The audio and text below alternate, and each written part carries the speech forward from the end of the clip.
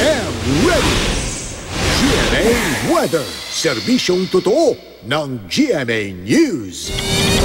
Mga kapuso, lumabas na ng Philippine Area of Responsibility ang bagyong Dodong kaninang madaling araw.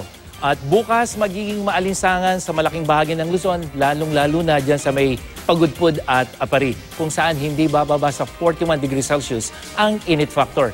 At sa Metro Manila, nasa 38 degrees Celsius ang temperature o init factor natin at mababa po yung tsansa ng ulan.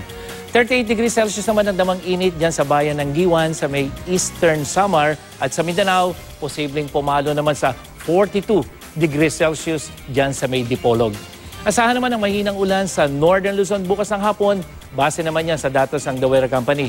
May ulan din sa Eastern Visayas, umaga pa lamang yan, habang sa Mindanao, asahan na ang mga pagulan dyan sa may Zamboanga Peninsula sa umaga at thunderstorm sa ARMM at Northern Section pagdating ng hapon.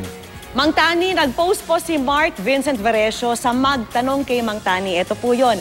Kailan ba raw magsisimula ang hanging habagat?